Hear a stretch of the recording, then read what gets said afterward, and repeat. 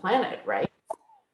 Yeah, absolutely. And that's why I just love gardening so much. It's just, I'm always learning something new. I'm always learning something new.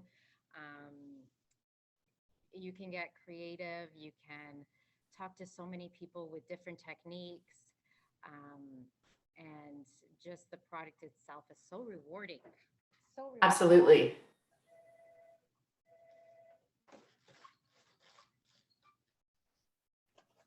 I apologize for all of the sort of distractions because I am a classroom teacher as well, right? So that's all right, no problem.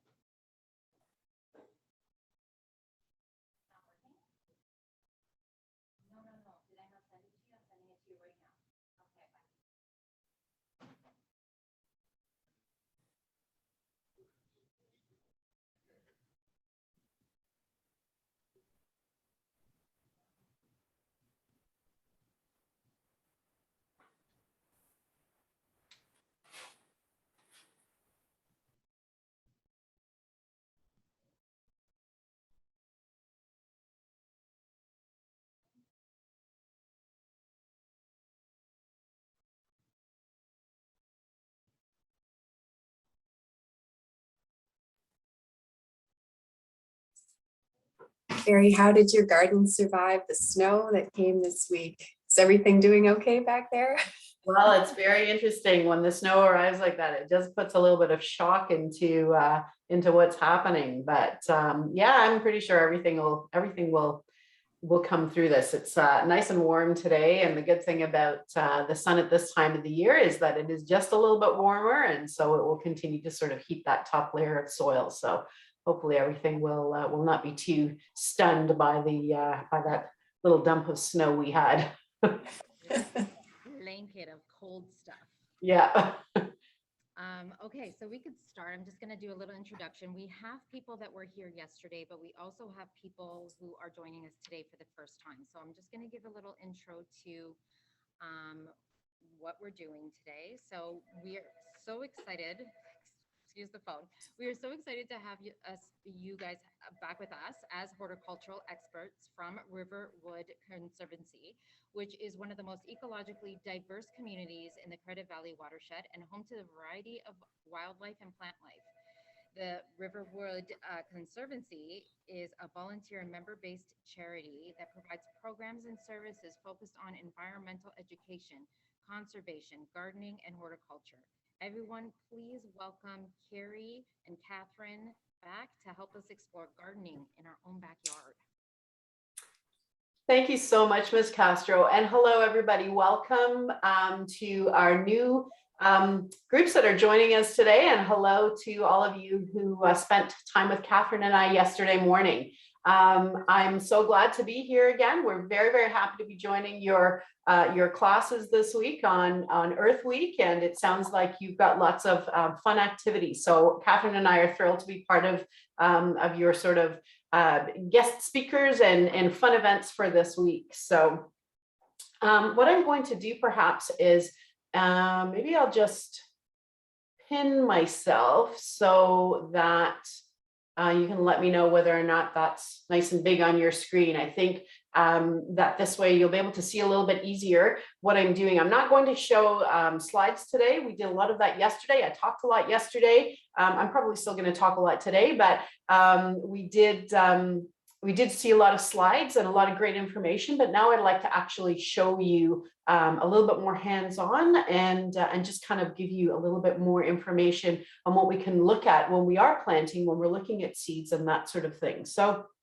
as you can see, I'm still kind of operating from my home. I'm not outside in a garden. And part of that is at this time of the year in our gardens, we don't have an awful lot of stuff that's happening above soil level. Everything is kind of, happening below the ground.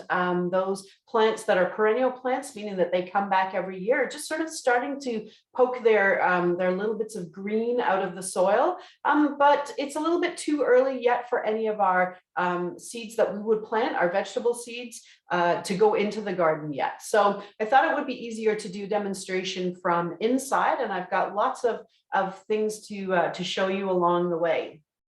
I kind of love having an indoor garden too, because it means that I've got seeds everywhere, I've got soil everywhere, and it's just kind of a fun thing to have indoors. So as I was saying, there's not much growing in the garden at Riverwood, but the soil is starting to warm up. Despite the fact that we had a little dump of snow the other day, the soil is starting to become active again, and as are those plants that are deep rooted. So if you were to go to Riverwood and look in some of our raised garden beds, you would start to see chives, which are part of the onion family. Those are a perennial plant that come up very early in the spring, and they're very hardy, so they wouldn't have minded that little bit of snow that came up. Those chives will starting to be poking through. Perennial vegetables like tarragon also starting to come through. So there is activity in the garden, and that is super exciting to see. So what we'll be doing today is talking a little bit about what we can grow, how we can grow some of our own food in our gardens. And even if we don't have a full big garden like we talked about yesterday, there's an opportunity to plant in pots, maybe on a balcony, and even if you have a sunny windowsill, you could even get some seeds growing. So there are lots of ways in which we can start our gardening early on in the spring. So what I'd like to do, first of all, is start by showing you, yesterday we talked a little bit about seeds and where you could get seeds from. And I mentioned seed catalogs as being a great place to start. And I have this one seed catalog that I'd love to show you because I think it is just so beautiful. I'm gonna hold it up for you to see here. And you can see, this is like a book. This is a seed company that is, it's in the US. They're called the Baker Seeds Heirloom Seed Company, I think, and they're in Mansfield, Missouri. And a lot of seed companies produce catalogs, but none of them are quite like Baker Creek, because as I open it up here, let me see if I can find a really great spread of photographs here. You'll see that there are beautiful photographs throughout the book. There's lots of information about all the different seeds that they have. There's stories in there. I mean, this is really something that as a gardener, I just love. Look at all those different kinds of tomatoes that you can get. We were talking about all the different varieties yesterday. There's pages and pages of different seeds here. So when we look at books like this honestly, in terms of things that can come in the mail for a gardener, this is probably one of the most exciting things. Next to actually getting seeds in the mail, getting your seed catalogs, because quite often too, you'll get your seed catalog in the winter time when it's cold and it's snowy, and you think, oh, there's no possible way I could ever grow anything. And then you get these beautiful images coming on your doorstep. So that in itself has a therapeutic value, because we can imagine what our gardens will look like. We can imagine what kinds of seeds we could grow. We can anticipate the end of the summer when we actually get to eat some of those wonderful vegetables and fruits that we've grown. So I just wanted to sort of show you this catalog, because while you can go online and look through things too, sometimes it's really nice to have a book that you can look through. And again, because this one in particular has a lot of stories as well, they'll give a lot of history, because they're heirloom seeds. They're talking about seeds that have been around for many, many years. And so sometimes it'll just kind of give you some ancestry to those seeds too. So it's interesting from that point of view. The next thing that I wanted to show you were the actual seed packages. So when those seeds, when we get those seeds, when we go to the stores, and we were talking about the fact that you could purchase seeds online or you could go into a store, there's lots of different ways that packages come. And a lot of packages, and I'm just going to show you these ones here, a lot of packages will have on the front, they'll have a photograph of what that actual plant will look like. And I really love those seed packages because it gives me an idea immediately of what I'm going to grow. And I picked these corn packages in particular because not only do they have great photographs, but look at these incredible colors. Look at what this corn will look like. This is not like anything you've seen in the stores before, I'm sure. Blue corns, orange corns. Now, these are corns, these are not like a corn on the cob that we will eat with butter and salt, but there's lots of different varieties. These are more either ornamental, or in fact, you would dry these seeds and grind them into flour, which is a whole different thing that we certainly don't get into at Riverwood. But it's cool to kind of grow these heirloom seeds just to sort of see what the possibilities are. So you would have places like Baker do pictures on the front. This wonderful West Coast Seeds, you can see all these different kinds of sunflowers. So that's where it's beneficial when you have something that there's multiple kinds of a plant. It's good to know what that's going to look like. So for example, these sunflower seeds, you can see that there's different images on the front. Each one of those sunflowers is going to look differently. So perhaps you look at one and you think, well, I just want a yellow sunflower. Okay, well then I don't want to go for the one that's got orange. I want to go for straight yellow. So that's when it's really helpful to have pictures on the front. But there are many many seed companies. Oh, it's kind of hard to see that one because it's so white. But this Heritage Harvest Seeds, you'll see that all of their packaging looks the same. They just have their logo on there, and it's a very standard package. And then it's not until you get right up into the very top there that it will tell you what the actual seed is. And then on the back, there'll be some information too. So Heritage Harvest Seed is one of those companies where you purchase because you know what the seed is that you're looking for, or you've gone online and you've done a little bit of research and you already know what that plant might look like when you've purchased it. So the other thing that we do, so on the front of our seed packages, we have photographs, we have pictures, but on the back of the package, you'll see that there's also, I'm just going to hold this one up here and see if we can see. Yeah, so if I hold this right up here on the back, you can see that there's a lot of information on there as well. If we look closely on the back of those corn packages, it's going to tell you the type of corn. It's going to tell you perhaps how many seeds you can expect to find in this package. It will give you some planting instructions, so how to sow this seed. In this case, you're going to be directly sowing it 1 to 2 weeks before the last spring frost. We'll tell you how soon it will sprout. If you look along the side here, there's other information here that will show how soon it will sprout, what its seed depth should be, the plant spacing, and how much sun is required. And you'll often see too, and I don't know, it's probably very, very difficult for you to see here, but on the back of the package, there's also a seed date, and the date of the package tells you what the growing season for those seeds is, what the ideal growing season. So for example, when I look at the back of my corn packages here, I can see that it says packaged for 2022, sell by December 31st, 2022. So I know that these seeds were grown last year. They've been packaged up, they're ready to go, and this will be their ideal growing year.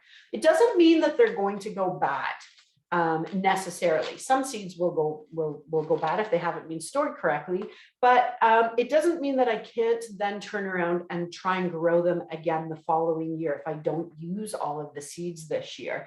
But they might lose a little bit of viability with age. And by that, what I mean is that say this year is their ideal growing. I'm looking for 100% germination rate. I would like every single seed that I plant to germinate and create a new plant. Well, the longer you leave those seeds, the less viable they come. So their germination rate might go from 100% down to maybe 92%. And then the following year, it might drop again. So ideally, what you want is to be able to grow your seeds in the season that they are designed for. But if you can't, doesn't matter. You can still continue to grow them. What I would say though, so that you're not disappointed, shall we say, is you can do a germination test. And so if you find a package of seeds and you're not quite sure whether or not that they're going to grow, then before you go to the time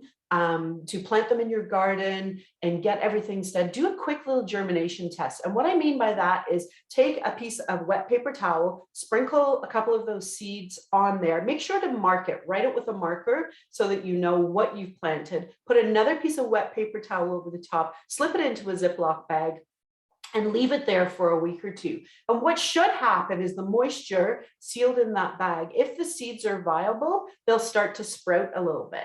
And if they sprout, then you know that those seeds are good to use, and you can go ahead and you can go ahead and use them. If none of those seeds sprout, then chances are those seeds are no longer viable, and you should just throw them out, because it's a lot of wasted energy to plant your seeds and then realize that nothing's going to come to fruition. You're better to just get a new package and start again. So it sort of brings up an interesting point though, because when I've talked about seeds and germination before, people have said, well, what about in the global seed vault? And I wonder if any of you have heard of the Svalbard global seed vault in Norway. This seed vault is a backup facility for the world's crop diversity. It was started, I think, in 2009.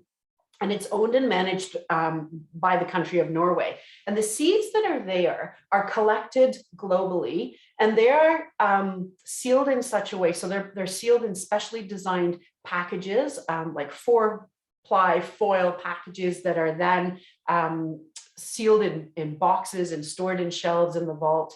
And there's low temperature in there. The moisture level is controlled. And so it's a very, very controlled environment, because we know that seeds can last for decades, and in some cases hundreds of years. And so the environment in which your seeds are stored makes a huge difference. So for something like the Global Seed Vault, there's a lot of time and energy put into preserving those seeds so that they remain viable for years and years to come. Whereas, our seeds that are coming from, Baker Seeds, they have collected them and stored them, but they're really suggesting that they be grown within a year. So, okay, so let's do some planting. Let's talk about planting. What do you actually need besides your seeds to plant? Well, soil is the number one thing. And what I use, I've got a bag of soil here that I use. It's a seed starting soil. So this seed starting soil is specifically designed for optimal seed growth. And it's slightly different than sort of a regular potting soil or garden soil. But I mean, you can grow seeds and all of those things if you just put them right into the garden. That's not a problem. But if you're looking specifically to start seeds and give them the best possible start to their nutrient life, then using a specific seed starting potting soil would be ideal. If you don't have access to that, or you're just going to plant directly into the garden, providing you take into account all the other things that seeds need to grow, so good light conditions and water them and give them space, then chances are your success rate on planting seeds directly into that would be really, really quite good. What else? You've got some soil, you've got your seeds, you're going to need a container. So there are so many different kinds of containers that you can use. But when you're starting seeds, I really recommend starting with something small. And it's better to start small with little bits of soil or little containers. And most of that is just because of a space issue. So I like to start small, because then I can see how many of my seeds have actually germinated. And then depending on how many that I get, I can then transplant them into a larger container. So you can purchase seeding pots from garden centers. So you can have pots that look like this. You can have little pots that look like this. You can have clay pots. You can purchase seeding pots from the dollar store. I notice in the in our local dollar store, these fiber, or they're just paper pots actually, are available. And you've got 4 trays in here for just a little bit over $1. So you've got lots of different planting options in here. And these are nice and small, so they don't take up an awful lot of space on your windowsill or on your indoor garden before you get to plant them outdoors. I am also a huge fan of recycling. And so I often start my seeds in egg cartons. So I'll save an egg carton like this, and then I will fill it with soil and put my little seeds right in here, and then put them on a tray. And I love doing this because the cardboard of the egg carton gets quite damp as you continue to water it. And by the time your seeds have started to grow, by the time you're ready to transplant them into a bigger pot or into the garden, sometimes you don't even need to take it out of the egg carton because it's nice and soft, and it will just kind of degrade when you put it into the garden again. So for all of you out there who are looking for an inexpensive way to start your seeds, save your egg cartons, because that's a brilliant way to start. The other thing that you can do is, along with egg cartons, I also save styrofoam trays. Now, I try not buy things that have styrofoam, but occasionally you'll get, if you eat meat, you'll get chicken or ground beef or something, and it comes on these styrofoam trays. So what I recommend is just save them, wash them out and save them. And what's great about them is they're kind of deep enough that you can put some soil in and water them, and they don't leak anywhere. So it's a great way to start some seeds. So I just wanted to show you some seeds that I have over here. There's a tool that I use called a seed blocker, and it's kind of a funny looking tool. This is what it is here. You can see underneath that there's all these little holes. And this is a tool that if I squeeze it, if you can sort of, yeah, you can kind of see it like this, right? So what I would do is I would fill it with soil, and I can show you that in just a second, but I would fill it with soil, and then I would press that soil block right into my styrofoam tray. And then what it does, and I'm just going to show you here, you can see that I have got this tray that has got these little cubes of soil in here. Now I happen to have basil growing in here.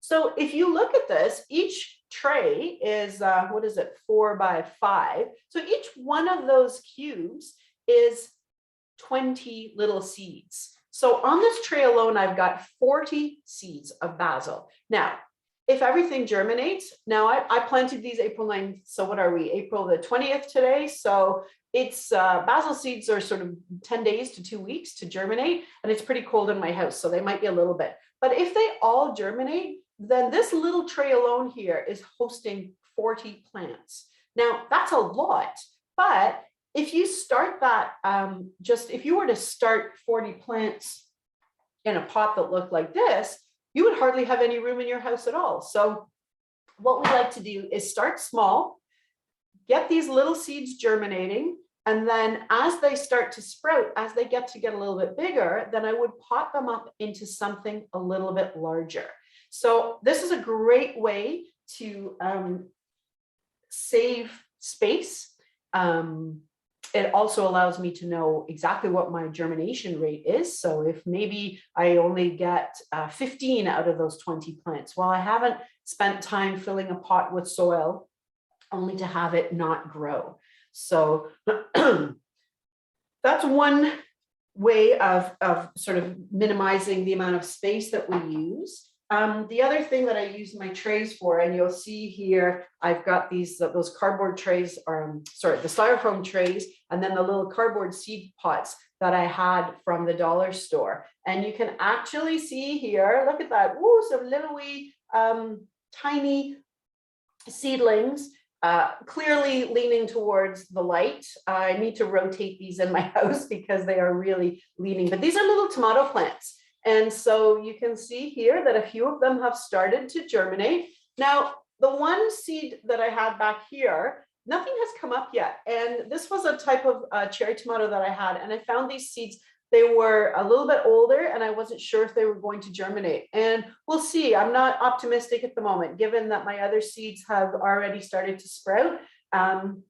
And these ones haven't. It's entirely possible that that they are kind of best before their date, in which case I've only invested a little bit of soil, a little bit of time, and I still have lots of time to create something else. So that's my little seeds. Now, things like basil, things like tomatoes, their seeds are quite small, and so it's also good to be able to put them in a little pot.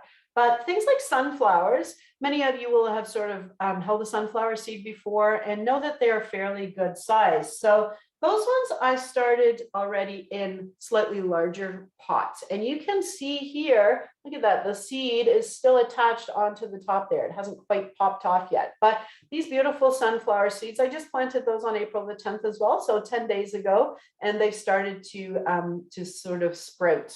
So that's a really good thing. Now, what I will show you though is that as those seeds start to get bigger, they're getting a little on the droopy side here. So these seeds are now ready to be potted up into another pot. We call this, when seeds get like this, we call that leggy. They're getting a little bit leggy. They're very long and skinny. They don't have much support. So if I wanted these sunflower seeds to survive, what I will be doing is taking them out of the pot, separating them up, because also I now have 2 plants in this pot, and we all know how big sunflower seeds get, right? So I know that if I were to leave them both in here, they would both be fighting for the sort of soil and the nutrients that are in here.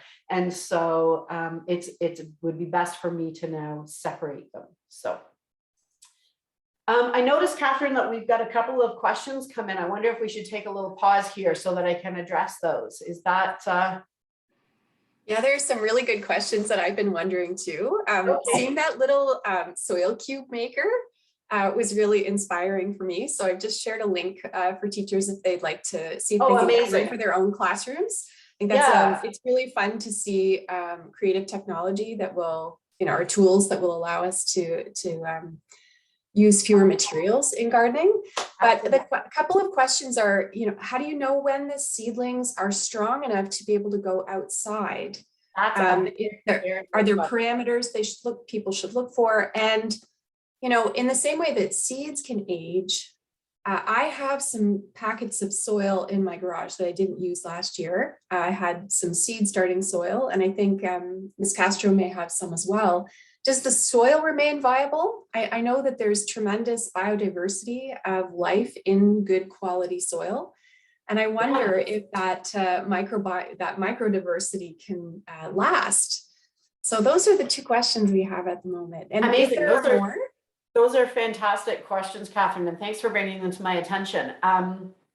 In terms of the viability of your soil, if you have a bag of soil that you had last year, you can still use it again this year, no problem at all. What I would say is if you are, like a lot of people have big planters and big, pots that have potting soil in them from last year, and they don't necessarily want to dump out that whole pot again this year. But what you need to do is add some nutrients back into that soil. So if you had planters that had soil in them, rather than dumping the whole bag of soil, maybe take sort of half of it out or split it out over some new pots and add in some nice compost, like buy a bag of chicken manure or sheep manure or something like that. Get a little bit of compost into your soil and mix it up a little bit. And that will add some nutrients back into the soil, which would be really beneficial. And but when we're talking about plants that go into planters, what it's really important is that the soil is not too thick and not too heavy, because we want to have some drainage. It's a little bit different than our garden soil, so we just want to make sure that there's a little bit of lightness to that soil. In terms of actual garden soil or seeding soil, Yeah, as long as you're putting some compost into your garden to add nutrients into it. And, once again, at Riverwood, we really like to use chicken manure, which is amazing because it doesn't take, the aging process on chicken manure is not as long as sort of cow or, other larger animals. So chicken manure is an amazing thing to add into your garden to get some great nutrients into it.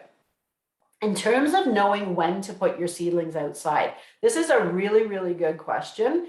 And what I will say is that when our seeds are big enough, like usually what happens is they will send out their little first leaves. So if we look at our sunflower seeds here, we have these first leaves that came up. These are not true leaves. The true leaves start further up the plant. And you'll notice that with tomatoes and all sorts of other seeds too, that they start to just suddenly get stronger looking, bigger looking. But what I would caution you against, and this is what we really sometimes forget when we're growing seeds indoors, is that transition to going outdoors. So imagine the seeds that we've grown in our house here, they've only ever been inside. The light that they've received is from a window perhaps, and there might be direct sunlight, but it's going to be very, very warm. So when the weather gets nice, we can't just turn them loose into the garden. That would be a huge shock to their system. So if you think about the changing seasons in regards to how it affects us, remember what it's like on that really first sunny day in June, and it's almost at the end of the school year, and you really just want to spend the whole day outside, and you go outside and you don't have sunscreen on, you didn't put a hat on, but it's so nice that you spend the whole afternoon outside, and then you get a sunburn. Well, it's kind of the same with the plants. If we were to just put them directly outside, they would be exposed to sunlight, massive amounts of sunlight. They would be exposed to wind that they've never seen before. It might even rain on them very heavily. These are all things that they need to kind of get used to. So there's a process that we call hardening off. So when we harden off our plants, we put them outside. Maybe we put them up against sort of a sunny wall. Maybe we don't put them directly into the sunshine, and we don't put them outside all day. Maybe they get a couple of hours in the morning, and then we sort of extend that time. So our seedlings, some of our seedlings really benefit from a slow introduction to the outdoors. And I would say that tomato plants are particularly like that.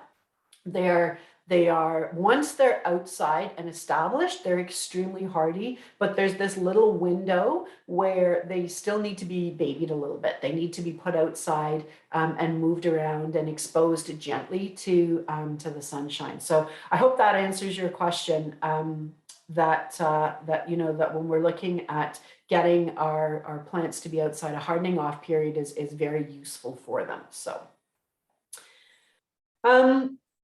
what we can talk a little bit about now is direct sowing. So far we've talked about planting seeds indoors and then transplanting them outside. But there are certain seeds that really don't benefit from an indoor planting, and mostly that's because they have a long taproot, and they just don't like to be disturbed. So there are some seeds that really benefit from going directly into the ground.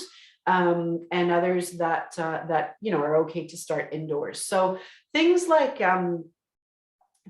beans, things like carrots, things like that, they don't love being moved once they have been planted. I mean, I have had success transplanting beans outside, but honestly, it doesn't get that much more growth by putting them inside and then transplanting them outside. It's better to just put them directly into the soil. And in that case, we would follow the instructions on our seed packages to know how much space that they would require, and also when would be the best time to plant them. Because things like beans, it might feel warm in the air, but sometimes our soil is not quite warm enough yet. And beans really don't like the soil when it's cold and kind of wet, like really heavily wet. They obviously like moisture, but if it's too wet and too cold, then the beans just kind of turn mushy and they're not going to grow. So in many cases, following the instructions on our seed packaging relating to when our frost dates are, that's a really great way to know what to plant. One of the simplest methods for gardening outside is the square foot garden. And this is something that you might have heard about before. It was developed by somebody called Mel Bartholomew about 40 years ago. And I love it because it's as much about what you don't need to do as what you do need to do. So with square foot gardening, you don't need an awful lot of room in your yard. You don't need, like to have really great garden soil. You don't need to do backbreaking work, and you don't be constantly digging and weeding. You don't need an awful lot of tools. You don't really need fertilizers, pesticides, or anything. So it's an all natural organic way to garden. And square foot gardening is basically planting in a raised box. So it's a little bit off the ground, maybe not, it's not as high as the ones that I was showing you in the enabling garden yesterday, but it could be sort of, an 8-inch box that is divided into 1 foot squares. So that's where the square foot name comes from.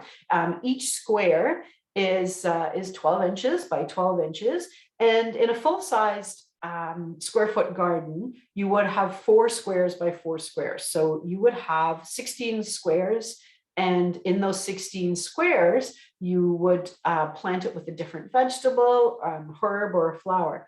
Now, depending on how much space each mature plant requires, you can grow anywhere from 1 to 16 plants in any given square. So I just wanted to show you this really cool tool that I have that I use in the garden for square foot garden. It's called a seeding square. And so this square is 1 foot by 1 foot. It's 12 inches wide by 12 inches high. And you'll see that there are dots in this 12-inch square. Each dot is represented by a different color. So you'll see here that for the red dots, there's 4 this way and 4 this way, so 16. So there would be 16 holes available to plant if we were going for a plant that required a minimal amount of space. Then you will look at the yellow squares, yellow dots really here that make up a square of 9 plants. The blue squares make up just 4 plants, and then this orange one in the middle is just a single plant. So depending on how much space is required will determine what plants go in what area. Now, fortunately, this seeding square, there's a lot of information on this online, and there's books in, I just want to show you one of the books that I have here. This one is Square Foot Gardening for Kids, but obviously the original version is geared more towards adults. But within this book, it talks about the plants that you can grow. And that seeding square actually comes with this chart here. And it shows you all of the planting guide for what would go in the red dots, what would go in the yellow, the blue, and the orange. So for example, if I read this, things that don't require an awful lot of space are beets, radishes, leeks, microgreens, so salad things. So in your square foot, you could put 16 radish plants right in that square foot area. And then next to it, perhaps we're going to be looking at the blue area. Well, the blue is 4 plants per square foot. And in that area, something like Swiss chard or garlic, chives, corn, those things could require only 4 plants in your square foot. So you can choose what you want in that area. And within a 4-foot square garden, you could actually produce a significant amount of produce. Or if you wanted to add some flowers in there too, there are many flowers that are very beneficial to grow next to seeds. And what I was going to just show you is online. There are many different plans for what you could grow in a square foot garden. So for example, this is something that would, again, you've got your 4 squares by 4 squares, and you can see that it shows you a picture of what the plant would be and how many you could put in that area. So I encourage you to sort of research different types of gardens too, because for example, here, if you wanted to do a square foot garden in the backyard that was a salsa garden, it's showing you how many peppers you could grow, how many tomatoes you could grow, how many onions you could grow, the herbs that you would want to grow. So you can really have some fun and design those garden beds to suit your taste. So if you want to grow a salad garden, if you want to just grow tomatoes and just see what different kinds of tomatoes you can grow, maybe you just want to put herbs together. So you could have this beautiful herb garden that would have all sorts of different kinds of herbs and even some lavender in there. So you would have a little bit of flowers in there as well. So it's very exciting, I think, to sort of see what the kinds of opportunities are. I noticed that there are perhaps a few more questions, so maybe while we're still talking about seeds and planting, we can address those questions. And I think Catherine, can you perhaps read those questions back to me? They popped up on my screen, but now I don't see them anymore. Yes, absolutely. Carrie, I'm really excited to see those square foot planting plans. I know that you use them in the enabling garden, and I see how much produce you produce every year. Much of it for participants and students to try when they're in the garden, and some of it that's donated to local food banks. So Carrie's right, like so much food can come from from 1 square foot, which is amazing. Questions are when seeds should be started, either indoors or outdoors. I've been wondering that too with the snow this week. And also watering seems like such a basic activity, but I get watering wrong all the time. I overwater or underwater, especially when I started working on growing seeds for my garden, for my veggie garden the first time last year. So the questions are about timing and watering. Do you have any pro tips for us? Well, so seeds starting, now is a great time to start your seeds indoors. So as you can see from behind here, I've started my little seeds. What I've grown tomatoes and basil plants. I've got some squash plants growing. I have some sunflower seeds. Those are the ones that I'm going to be kind of concentrating on for my indoor garden to start my indoor seeds. And then again, what we look at on those seed packages is the directions that tell you when in relation to our last frost date. And yesterday we were talking about our frost date in sort of the Toronto, Mississauga area as being sometime in towards the beginning to middle of May. So if you kind of count back from that time, we're about, we're sort of about 4 weeks away from our last frost date. So it's a good time to get those seeds started. And these are just the recommendations only because certain plants, they have different lengths of time before they reach maturity. So for example, if I look at, I'm just wondering if some of my seeds talk about what their time to maturity is. And it'll often say sort of, 65 days or 90 days. So different things have different lengths of growing. And it's important to know that because things like pepper plants, for example, pepper plants can be grown from seed.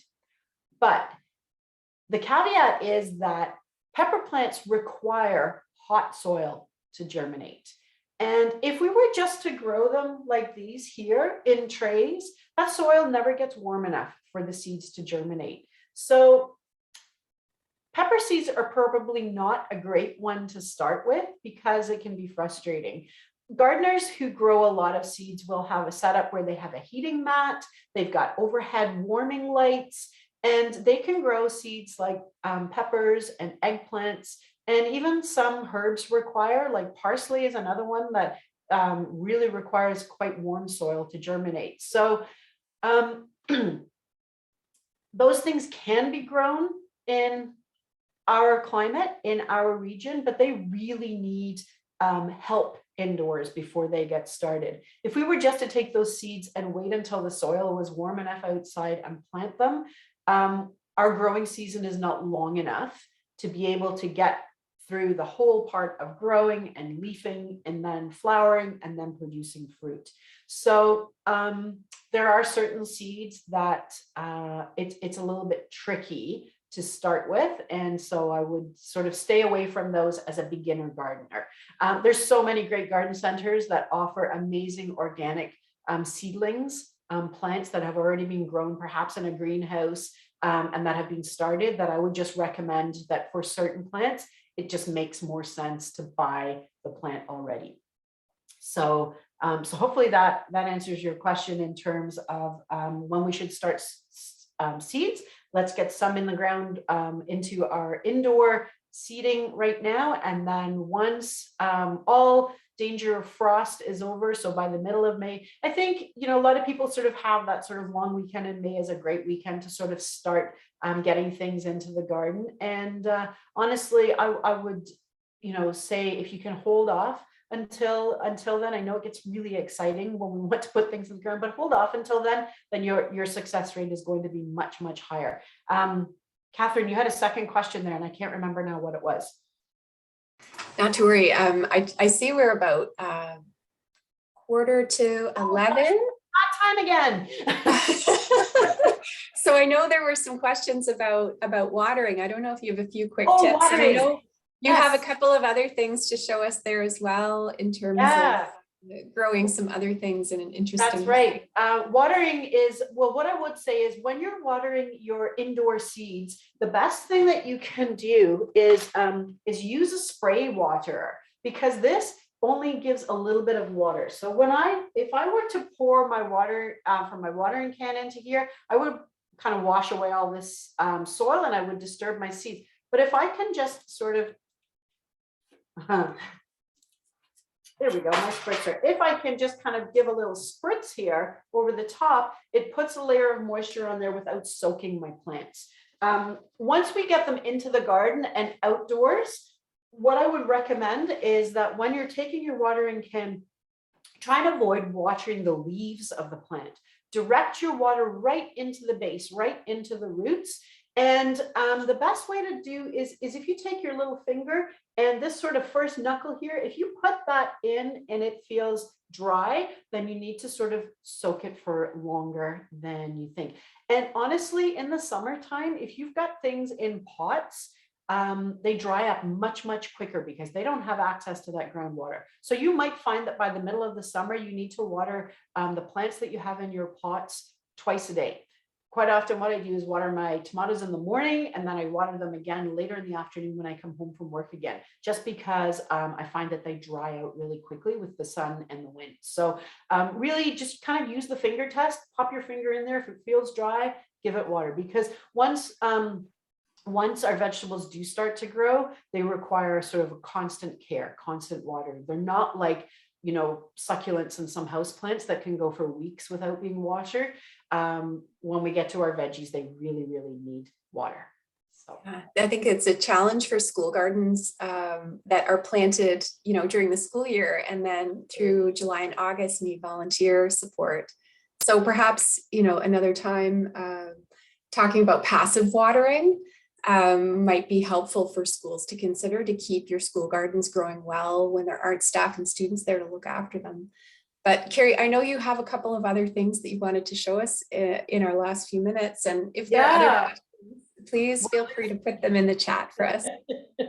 I do, just before we leave, I just wanted to touch very, very quickly on something that we talk about is growing plants from kitchen scraps. And this is a way of kind of gardening. If you don't have access to soil and you don't have access to seeds, you can take things that you normally would throw out and turn them into plants. And so I have a couple of things that I wanted to show you here, because I don't know if you can see, these are little carrot tops, and I just put them in some water, and you can see that they've started to sprout from the top.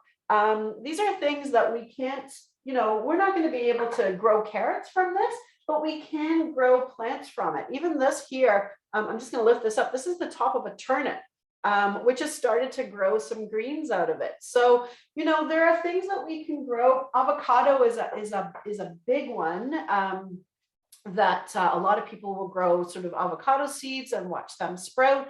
My plants in the background here, this here is grown from a grapefruit seed. This is grown from a lemon seed. So you can save things that you would grow. There's some links that Catherine's putting in the chat here. Any of those things, mangoes, celery. There's some really great detailed instructions on how you can grow those plants to create, not necessarily, I mean, we're going to plant an avocado. I'm never going to get avocados from my plants, but I will have this beautiful tree in my house, and I can enjoy that. So that just touches really, really quickly on it. I encourage you as your classroom teachers to sort of look into that kitchen scrap gardening as an option. And if it's something that you'd like to discover a little bit more about, we can connect again, or we can do another program or something that's just focused on those things. So I think I've talked over my time again. I know you all have to go. It's been lovely, lovely spending this last 45 minutes with you, as well as yesterday. So thank you once again for supporting the programs that we offer at Riverwood. Please, if you get a chance to come and visit our park, come in, say hello, check out the gardens through the summer, and I hope to see you there on site. So thank you so much for, I don't know why I'm 1 second. I don't know why I'm like, echoing. Okay, so hopefully, can you hear me? We can hear you, yeah. Okay. Just want to say thank you so much for coming, and it's day 2 today, and we are learning so much. There's so many people here at St. Edmund Campion that absolutely love to garden, and I know that you covered everything from the seed, from the water, soil, everything that we could possibly think of, and hopefully we've inspired some of the students watching today. You've taught us so many things, techniques and tools that I consider myself, not a professional gardener or anything, but somebody who loves to do it by hobby.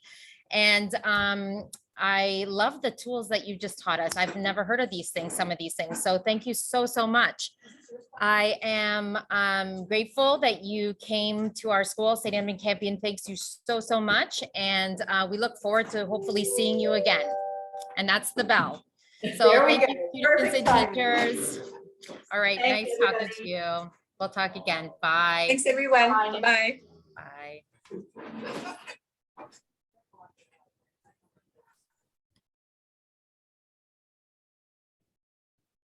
Thank you so much. Can you still hear me? No? Okay, there you go. I can hear you. Oh, I think I think the presenters have left. I bought one of those squares that she was showing. I ordered one on Amazon as she was talking. Aren't they cool? I want to get it. That foot by foot garden. I'm sure we can use that in my class. Oh my God. And I'm like, oh, it's like $25 or $35, something like that. I'm like, you know what? This is pretty cool. And we can use that pretty well in the program. So yeah, see if you can get it by the eco grants. Hopefully Greg didn't use it all. Maybe you could use it. You could use some. And because I'm always struggling with the spacing in my garden. I am so excited for that tool. Oh yeah. I'm going to buy it. Right on. Okay, hopefully everybody enjoyed themselves. Take care, miss. Okay, bye. Bye.